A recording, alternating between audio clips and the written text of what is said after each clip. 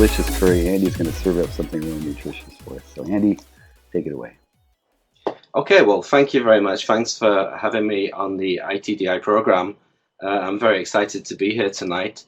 This is my first webinar, so my computer decided to stop working just to give me that little bit of edge, but I'm looking forward to this. So I'm going to be talking about extensive reading. It may be something that you already know. It may be something new for you. At the very start of the chat box, I've put a link to my 2009 paper, and a lot of what I'm going to talk about today is in that paper. So if you want to switch off now, run away and just read the paper, please do so. But please feel free to stay and listen. So let's start at the beginning. What is extensive reading? So I think it was way back in about 2001. I went to an extensive reading workshop by a very fine scholar called Daniel Stewart, who works at a high school here in Japan. And it was at the British Council, and I knew nothing about extensive reading. And I sat there at the back of Daniel's wonderful presentation, and it just seemed the best thing for our learners to do.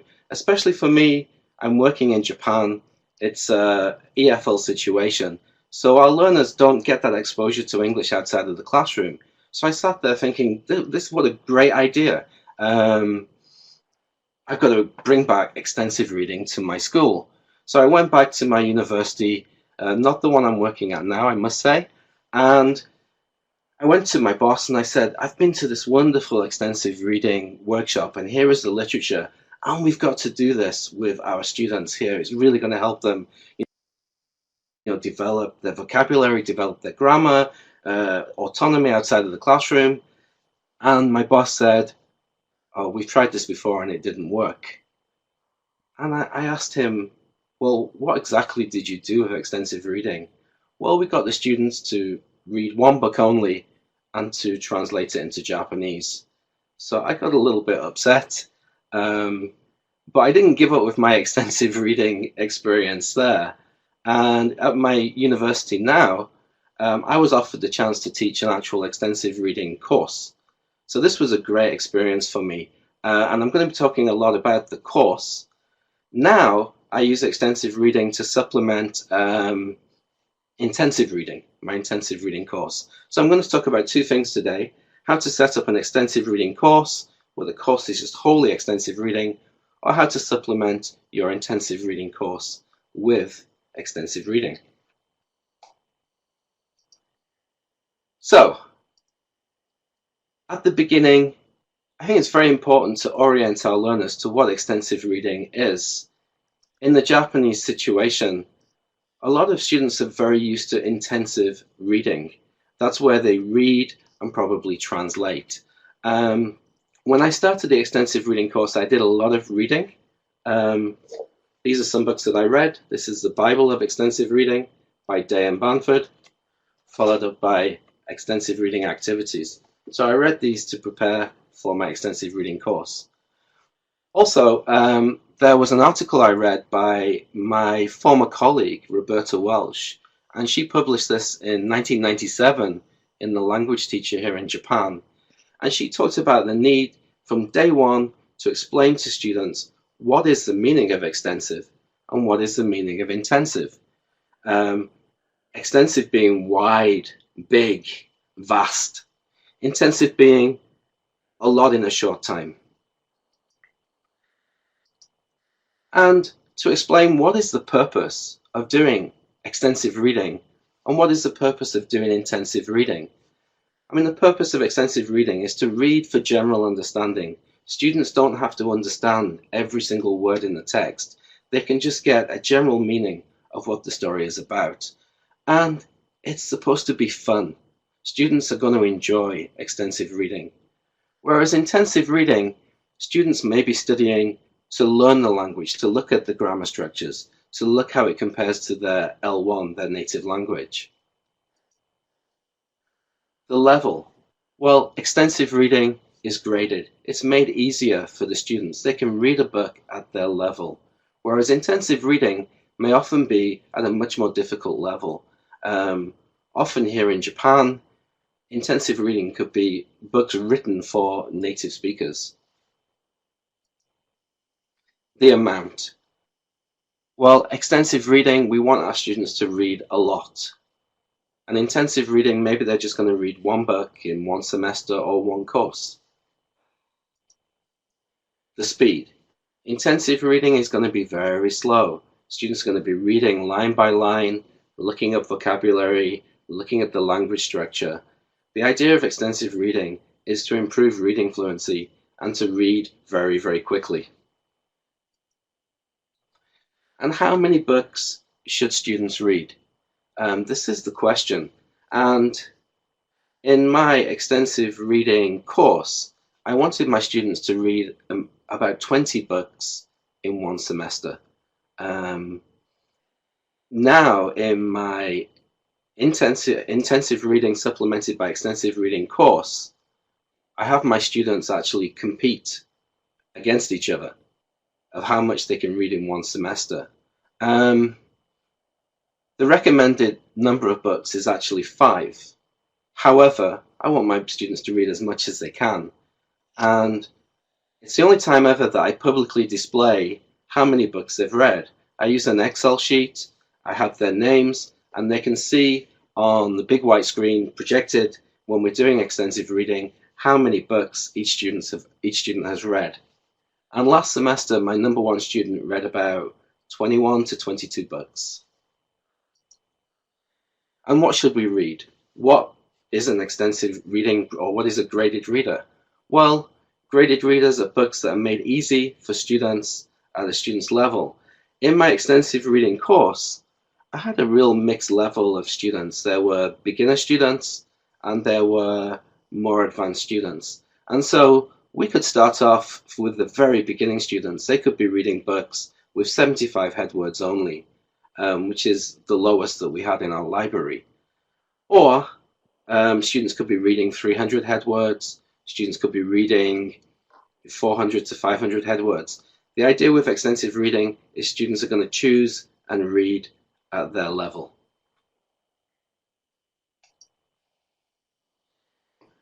Now, one of the problems with extensive reading is we want our students to read a lot, and this can be very, very expensive. How can we get the materials to do an extensive reading program? There are many, many ways that you can finance this. One of the problems that I had with my institution when I did my extensive reading course was that the institution will only take a book order for students to buy one book because they're used to students buying a textbook. Yet I wanted my students to have access to many different graded readers. So there were only a few in the library, and I didn't want my students to keep leaving the classroom to go to the library.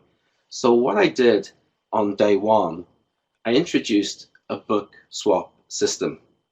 And this was on a handout for students with rules.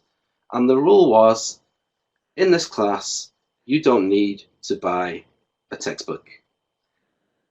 I want you to come in next week and I want you to bring in a 500 yen coin only.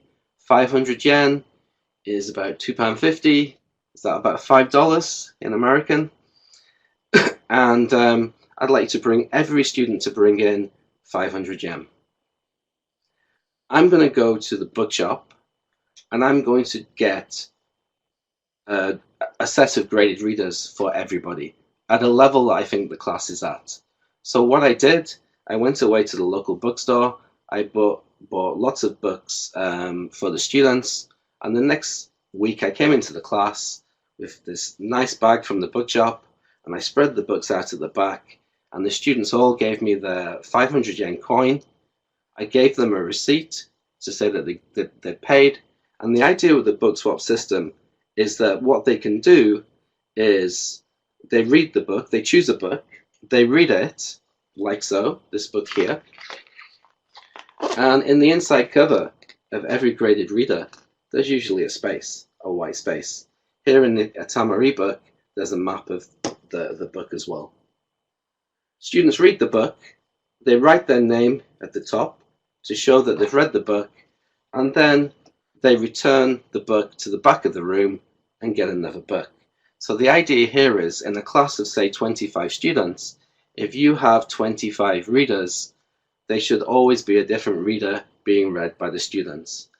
Now, obviously, you need to have a few more than 25. So what I did, I paid for a few of the extra books myself.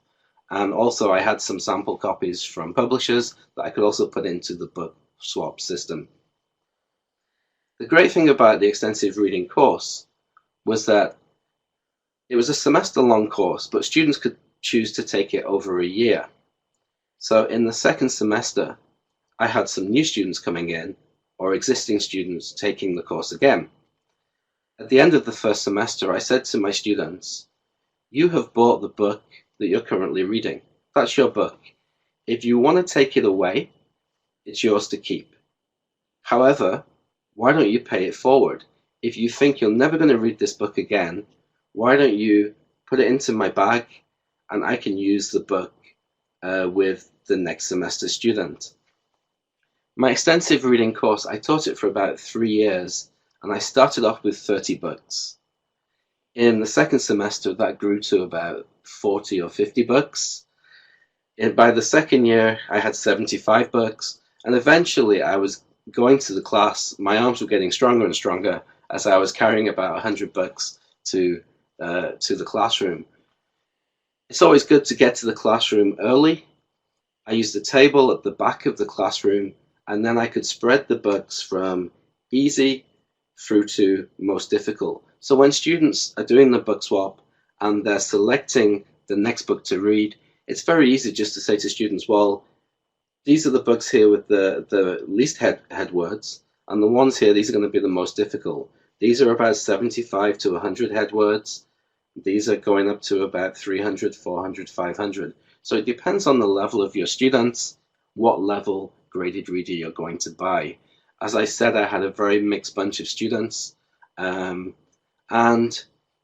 that was one way to set it up. At the institution where I'm currently supplementing intensive reading with extensive reading, students are actually asked to buy 2 readers as well as their reading coursebook. And each student buys a different reader, so that each class has, once again, 25 students. 25 students buying 2 different graded readers means that the class maybe has about 50 different graded readers to read and swap. And also we have a very good library at that school with many readers. The book swap system is a very good way if your library has very few graded readers, for example. By the way, if you have any questions while I'm going through this, please do write them in the chat box and I'll try and answer them as I go along. I am keeping an eye on the chat box, and I just saw Chuck Sandy's smiley emoticon there.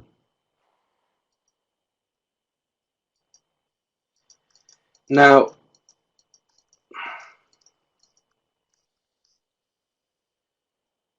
when we're doing extensive reading, in the ideal world, we don't really want to assess our students. We just want them to pick up a book, read it for fun, put it back down again, pick up another book, read it for fun, and put it back down again. But I was teaching the extensive reading course at university where I've got to give the students grades at the end of the course. So I thought long and hard about how I could assess my students fairly, what would be a good system for assessing extensive reading, because it kind of goes against the the principle of extensive reading to start assessing students. But as I said, I need to give them a grade. So one thing that I introduced students to at the beginning of the course was writing book reports. Now, if you Google extensive reading book reports, you'll find lots and lots of samples. There are lots online. In this book here by Day and Bamford, full of extensive reading activities. Extensive reading activities for teaching language by Bamford and Day. There are lots of example book reports. So what I did, I looked at all of the examples and tried to make my own. And what I wanted my students to do was just to buy a notebook, and every time that they read a book, they're going to write a book report in the notebook. They're going to write the date that they've read it. They're going to write the title of the book.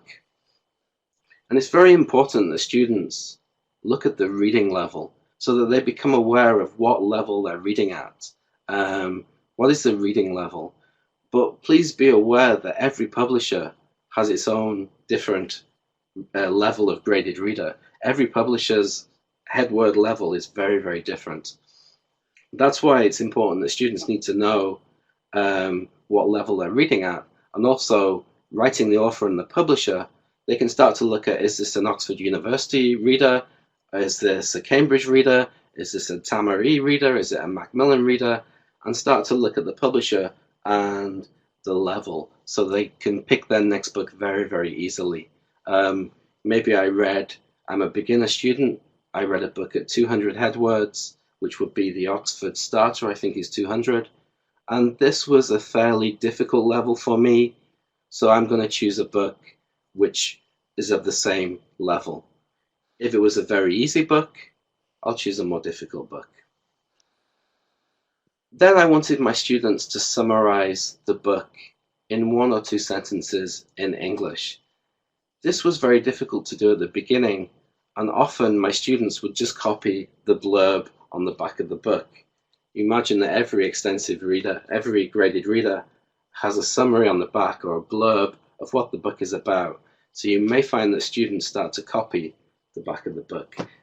What you can do is pre-teach how to summarize, have them think about what is a summary, have them think about what they've done over the weekend, have them summarize their weekend, and so they can begin to think, well, when I'm talking about my weekend, I'm only mentioning the key points of what I did in the weekend. When I'm teaching about summarizing with my students, I often use the question, what did you do on the weekend? And students will ask me, and then I'll say, well, at 7 o'clock, my alarm went off. I opened the blanket. I got out of bed. I walked slowly to the bathroom. And they can really begin to see that that is way too much detail and that a summary is only the key points of the story. I think the heart of the book report is where students will respond somehow to the book. And I wanted my students to write 3 or 4 sentences about the book. And this could be, what did you like about the story? Did you like the story? What didn't you like about the story? What did you read in a story that is related to your own life experience in some way? And once again, this needs a little bit of scaffolding for students. You can give example responses from students who've done that the previous year. You can make your own responses, and just getting students to write a response to the book. And then the book rating, did they like the book? Was it great, good, okay? And also rating the level, which helps them to choose their next graded reader. And I also had a space for any other comments. Marcos is saying it sounds like difficult to read 20 book reports per student per semester. It's very easy at the end to collect in the notebook and to read. Very easy to read and see that they've read the book. Now, the any other comments, students could maybe ask me a question about the book, and I'll talk about that a little bit later. But often my students would ask me, have you read this book? Did you like the book? What did you think about this character? And then at the bottom of the book report, I have read so many books so far this semester. If you're worried about how much work this is going to take as a teacher, often I would collect in the book reports halfway through the semester just to check that how students were doing. And it doesn't take that long to read through and just to check that students are doing this. Currently, as I said, I'm using extensive reading to supplement my intensive reading course. Rather than students buying a separate notebook, I have them hand in a pre-printed book report sheet that I can check every time that they hand in. So it's a lot less work. Thank you, Carl. It doesn't take too long to read a couple of lines.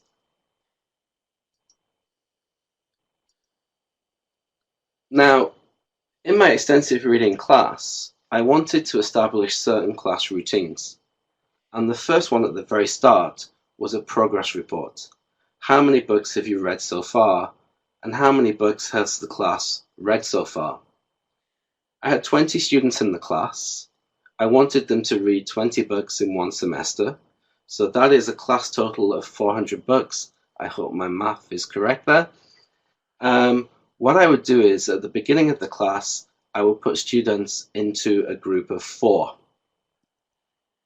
Student 1, ask student 2, how many books have you read? Student 1 runs to the chalkboard and writes the total of student 2's how many books that he or she has read. Student 2 asks student 3, how many books have you read? Student 2 runs to the chalkboard and writes the total. Student 3 asks student 4, how many books have you read? Runs and writes the total on the chalkboard. And student 4 asks student 1, how many books have you read? So I've got 20 figures on the chalkboard. It's very easy for me then to use a calculator to add up the total, divide by the goal of 400 books, and give a percentage of how many books the class has read as a total. Also, it's a good way to motivate the students who are falling behind with the reading.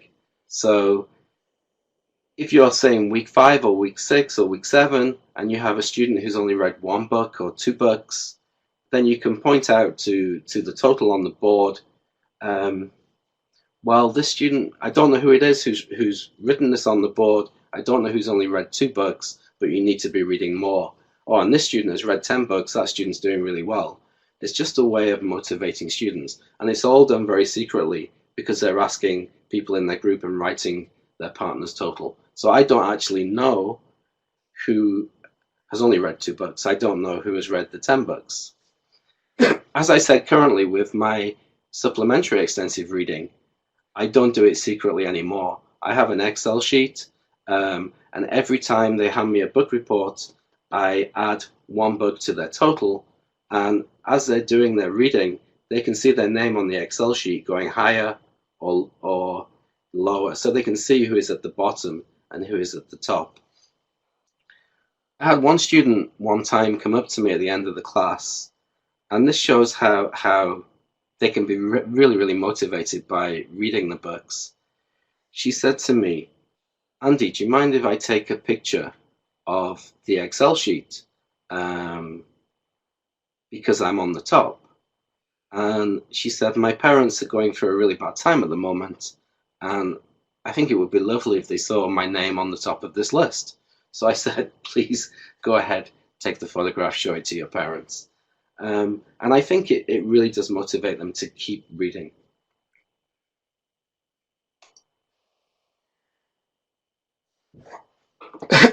Thank you, Judy. Now, sustained silent reading is a really important part of extensive reading. And in my extensive reading course, after we've done the progress report, I would give maybe 30 to 40 minutes of a 90-minute class for students to do sustained silent reading. And here, what they're doing is reading the book silently in class. When they finish the book, they're writing a book report in their notebooks, then they're taking the book to the back of the room to go to the book swap area and choose another book. And I think it gave the students that focus they needed to do the reading in the class. Also, to be able to read 20 books in one semester, students were expected to read outside of class. I often say to my students here in Japan, imagine how cool you're going to look if you're on the train commuting to university and you're reading English. Because when I used to study Japanese on the train, sometimes people would say to me, oh, your Japanese is really good. Oh, you write beautiful kanji. And strangers would start talking to me. So I often say to my students, imagine how cool you're going to look in Starbucks or in a coffee shop, or you're in the library, or you're reading on the school bus. And especially if they're reading Zombies in Tokyo, we'll get extra points, Patrick. Now the key here for the teacher, during sustained silent reading, what I was doing was I was reading the books too. it gave me an opportunity to familiarize myself with all of the books in the extensive reading book library, because obviously it's going to take me a much shorter time to get through a very easy graded reader. What this meant was when students came to the back and they're choosing their next book, I could give them some advice, like, what are you after? What kind of story would you like? This one's very romantic. This one's a little bit like Prison Break, if you've seen that on TV. This one is dramatic. This one is a true story. And I could begin to guide students a little bit in their reading choices. And also, when I'm reading the book reports, it's easy for me to know if a student has read the book or not. So that's acting as a role model during the sustained silent reading. I think that's very, very important. Here are two of my young learners. I mentioned already that although assessing extensive reading sounds very strange, because extensive reading is about reading for fun and getting students to be autonomous, but in a university course we have to give some assessment. So the book report was part of the assessment, and I think I gave them 40% for reading 20 books in the extensive reading course. Currently, as a supplementary, the extensive reading element is worth 20%.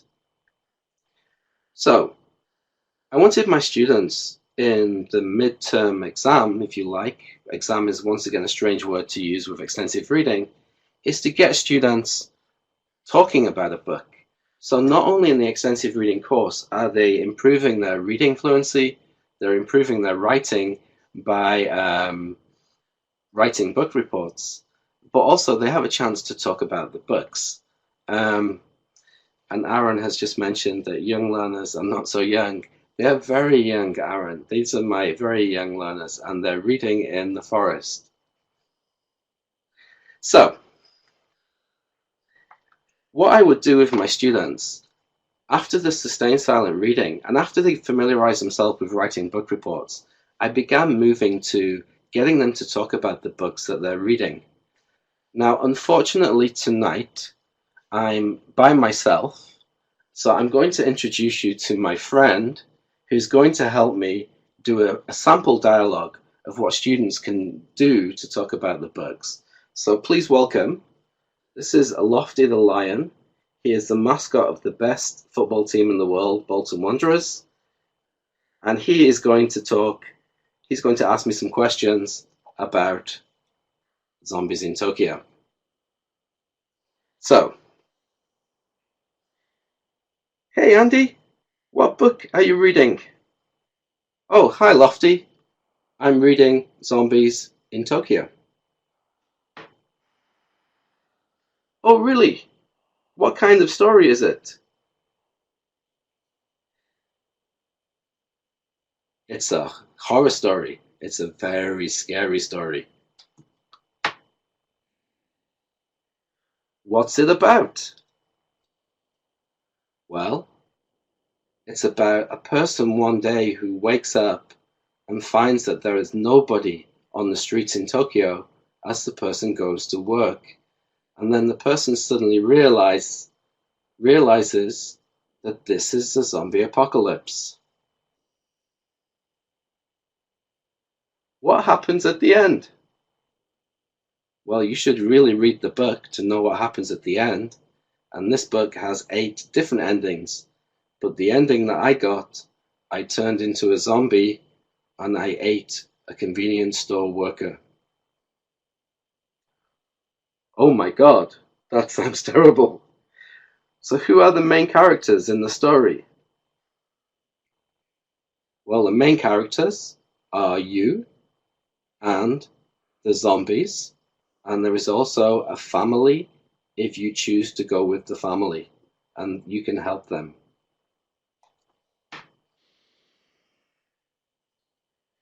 Did you like the book? I loved this book. It was really great. I really enjoyed reading it. I like scary stories, so this really appealed to me. Thank you. This is a sample dialogue that you can get your students to ask about the book. Maybe students are in the middle of a book, so they could talk about a book that they've just read before.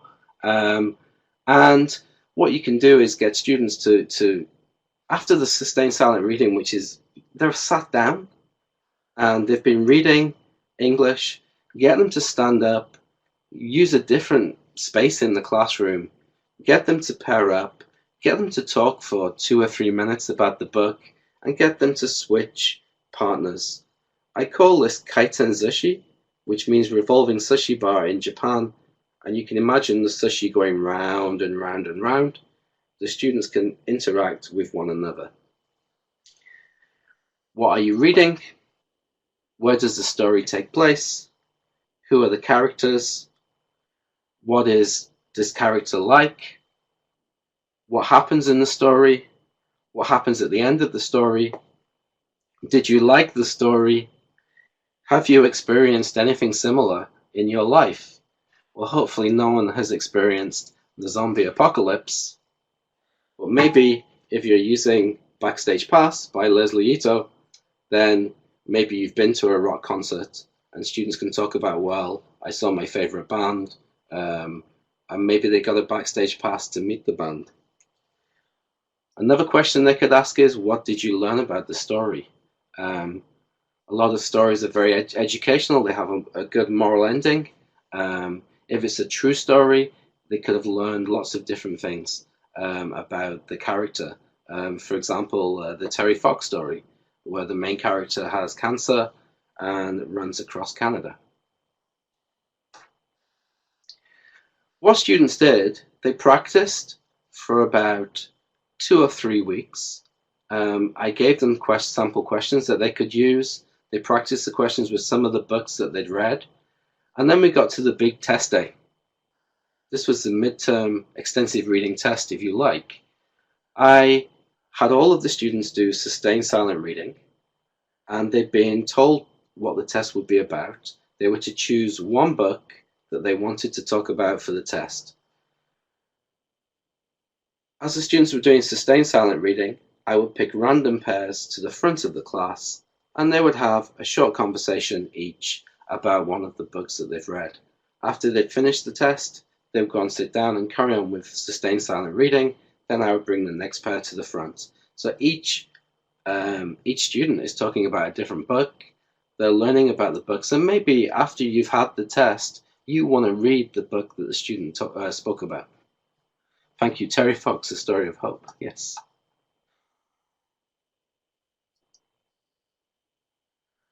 So we've got students doing book reports. We've got students doing sustained silent reading. The midterm test, so lesson 5, 6, maybe 7, you scaffold the conversation. Students do the conversation for their midterm test. And at the end, I wanted students to give a poster presentation on a different book that they'd read. Now, to prepare students for this, I would pre-teach presentation phrases. And I would also provide a sample audio. Just let me find the sample audio, as my computer crashed before. The file has now disappeared. Here we go. Sample audio. What I did with this is give my students a sample of me giving a presentation about a graded reader. And I put it into a folder where students can then download it themselves and listen to it. If you're interested in doing poster presentations for your students, you could also video some example poster presentations and use those the following year as examples too. So this example is about Sally's phone. This is an Oxford reader, so the starter level 200 head words. So let's take a listen.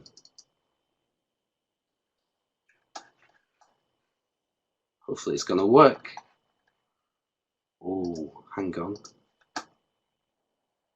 There we go. is Andy, and today I'm going to talk about the book Sally's Phone. To start with, I'll talk about the characters, then I'll talk about the story. After that, I'll talk about the ending, and finally, I'll talk about why I like the book. So at the start, students are going to introduce and signpost their presentation. Today I'm going to talk about this book. First I'll talk about the characters, then I'll talk about the story, then I'll talk about the ending, and then I'll talk about why I like the book. I'm assuming that students are going to like a book that they've chosen to present on.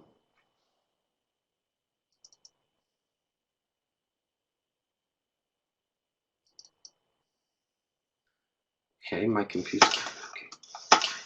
Okay, I'd like to start by talking about the characters. There are three main characters. Firstly, we have Sally. She is a young girl who works in an office. Her boyfriend is called Andrew. He has a lot of money and he isn't very nice to Sally. He wants her to wear the blue skirt. He wants her to make him sandwiches. He wants her to change her hair all the time. The final character is a guy called Paul, who we meet in the middle of the story, and he is a young, good-looking guy.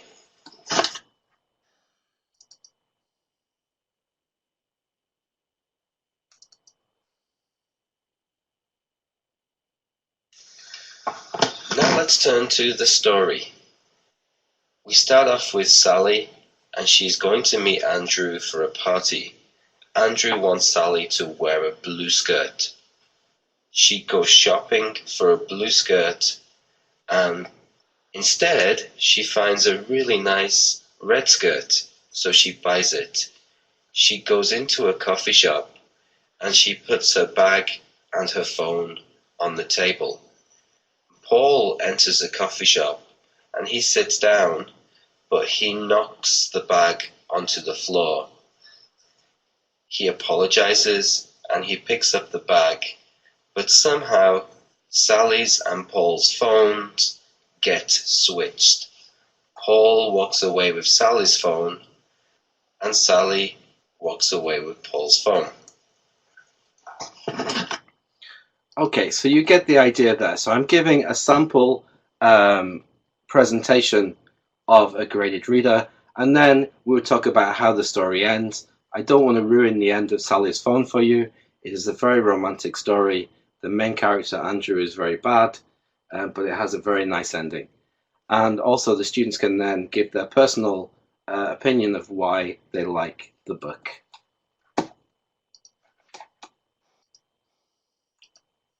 So students are doing simple 5 minute presentation, and what I have my students do, I mentioned Kaiten Zushi conversation. What students will do is they will set up their poster, and say you've got a class of 24 students. You could have 8 presenters set up around the classroom with their poster, and they're going to present to an audience of 2 students. So that would be 24. 8 presenters and 2 students in front of each of the 8 presenters makes 24 students. Students then present 3, 4, 5 times, depending on how long your class is. And every time they present, the audience switches to the next presentation. So the presenters stay and the audience switches, like so. This means that students get to listen to 3 or 4 or 5 different presentations on the final presentation day.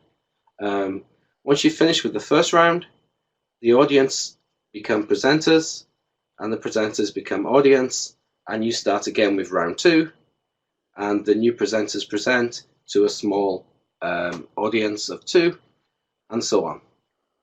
Then in round 3, the final presenters will do their presentations. The idea of repeating the presentation gives students confidence in their presentation. They're repeating. The more times they present, the more confident they get. and students get to learn from each other and get to listen to many different books, which they may then be motivated to read. So, my extensive reading course, the assessment was book reports, a conversation about a book that they've chosen, and a final poster presentation on a second book that they've read. And that's how I did the extensive reading course.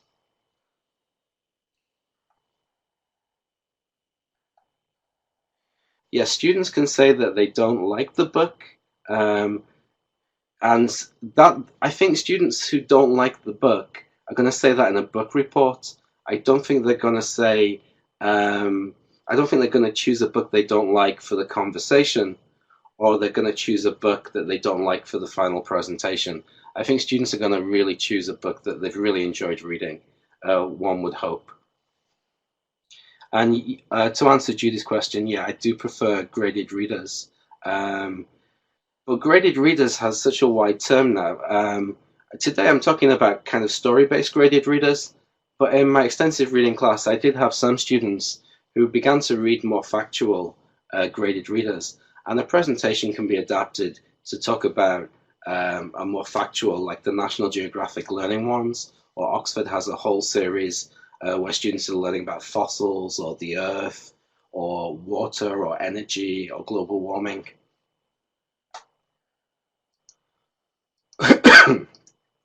So, at the end of my extensive reading course, I did questionnaires with students, and students could write their answers in Japanese, and this was then translated, not by me, but by my helper, and this is what they said. So, what did you like about the course? So a lot of students said it was enjoyable. They really enjoyed the fact that they could do the reading. They enjoyed that it was a quiet classroom environment. Sometimes classroom environments in Japan can be, dare I say, anarchic. The students like to talk a lot, and sometimes they don't always listen to the teacher. So I think they felt that this was a very quiet environment where they could do some reading. And also they could work on other skill areas. It's not just reading. They could improve their presentation skills. They could improve their speaking skills, speaking about a book, which is a very natural thing. I think if you've read a good book, you know, as you're going to talk to your friends about it. What didn't you like about the course? The students found that writing the book reports in English was very difficult. Depending on how you feel as a teacher, and depending on your language proficiency, you could always have the students write the book report in their own language if you wished. I preferred my students to write in English because I wanted them to get that extra practice. Some students didn't like the required amount of reading, the 20 books that they had to read, but it is an extensive reading course. And also some students didn't like having to speak.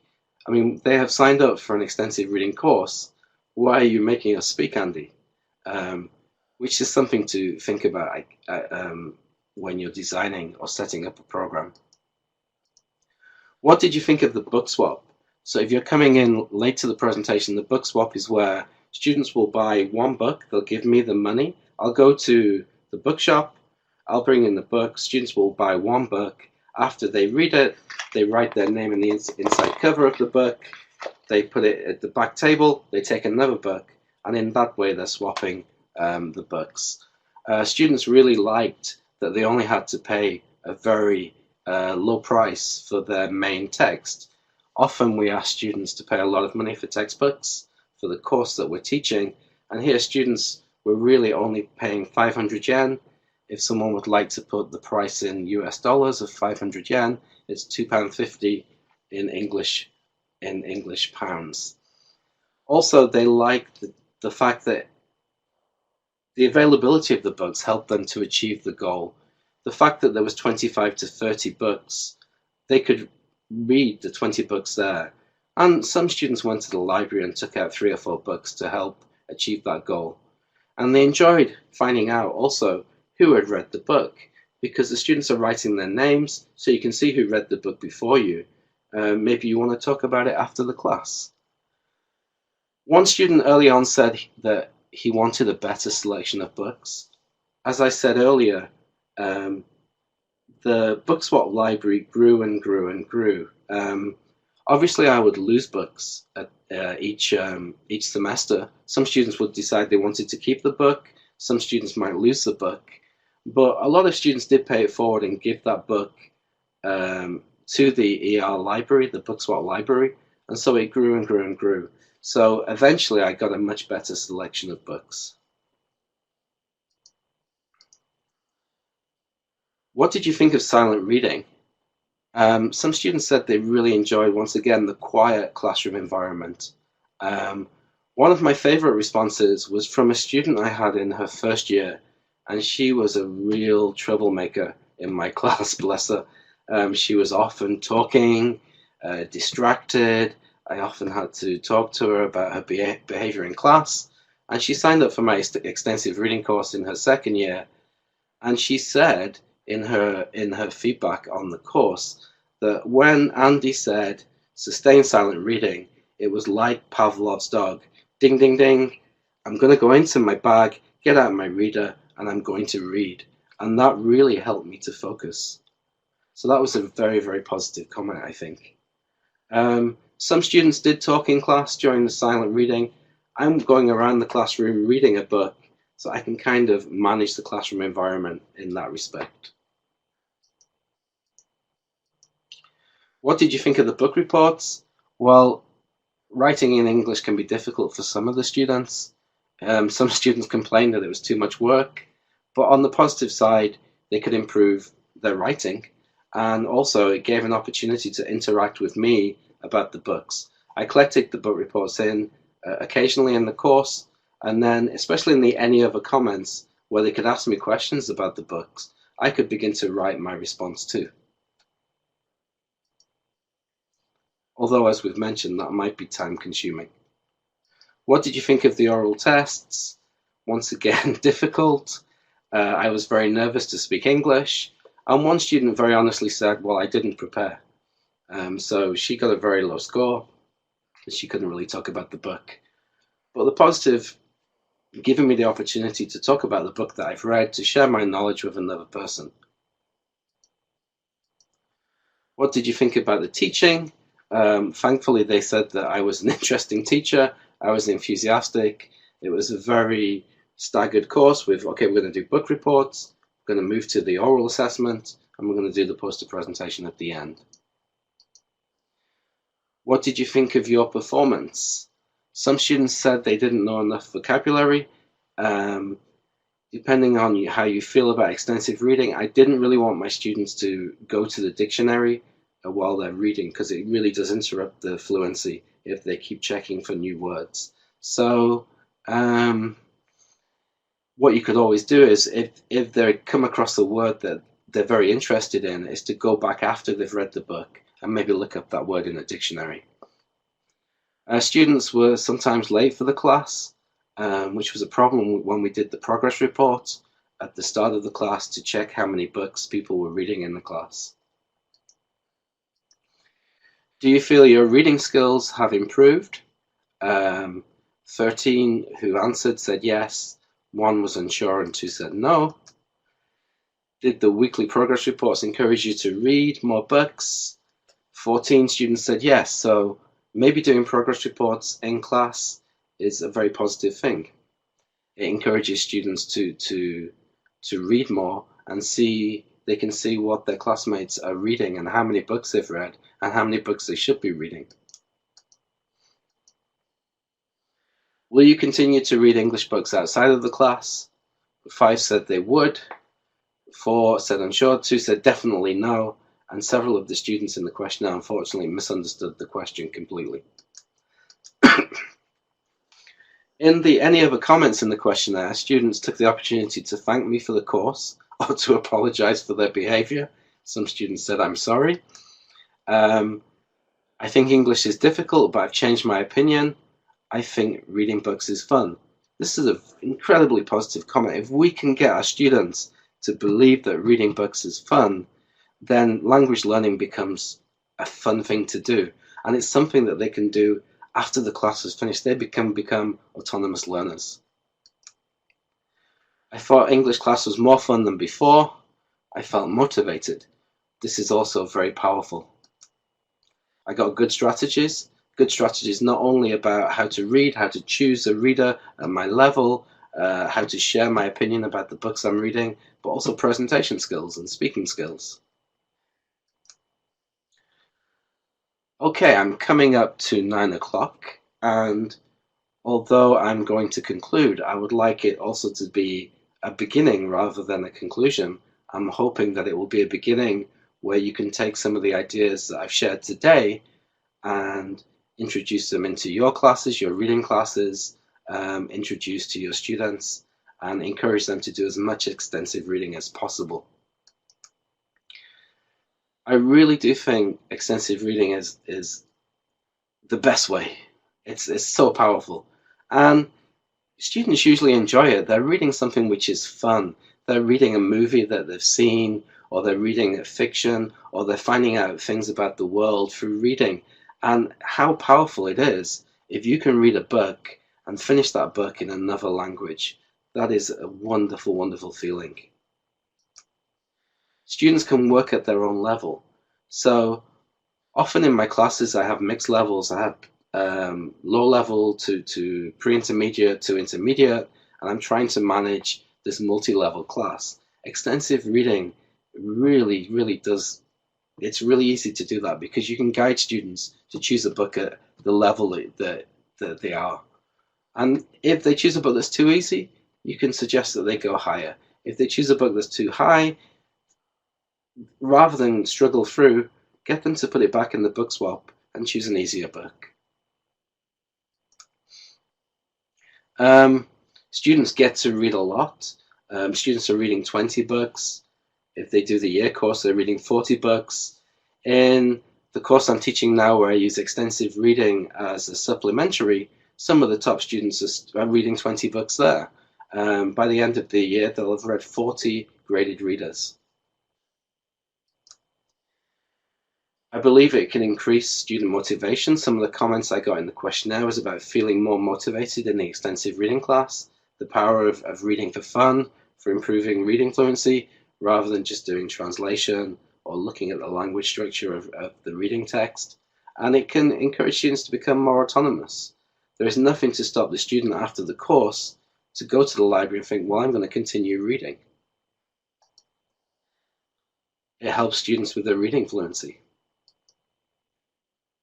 And especially in an AFL situation, they're exposed to comprehensible input, language at their level, or maybe just slightly above their level, as Crashing talks about.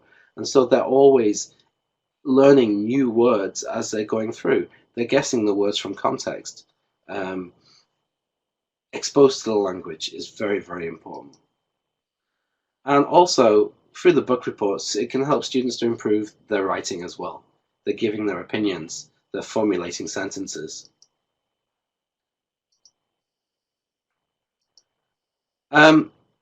I've put some references here.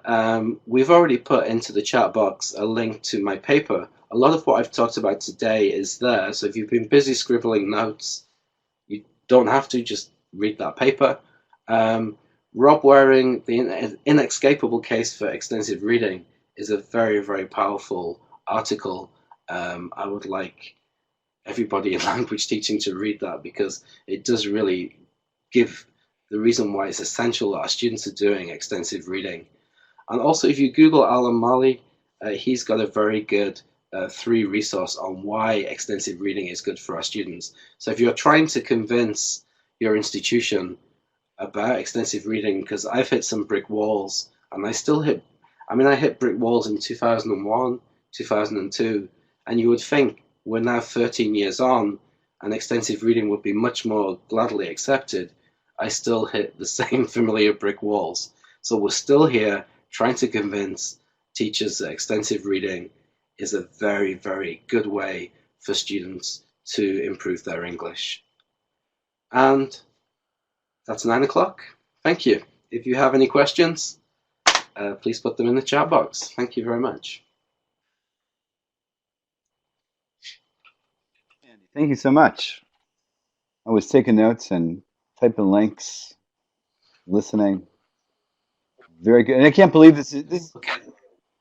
Yeah. The this is not really your first webinar. Sorry, Jim. No. It is. Yeah. Just to answer the question about MReader, what are the advantages and disadvantages? In my current institution where I'm using it to supplement, we do have MReader, and I give students the choice. Do you want to do the MReader quiz or do you want to do the book report? So they have autonomy there to choose. I find the trouble with MReader, once students have done the quiz, there's nothing to stop them giving the answers to another student. Like, oh, if you're going to do this quiz, then here are the answers. So sometimes, I mean, students may cheat on book reports too, but it's easier to tell if they've used, for example, translation software or just copied the summary from the back of the book. But that's nothing to say. I like to give my students a choice: MReader or book report. Other questions? Other questions for Andy? Okay. If you'd like to go back and review, the recording is going to be available in just a few minutes. If people have questions to think about later, can they contact you somewhere, Andy? They can. I'll put my email address in the chat box. And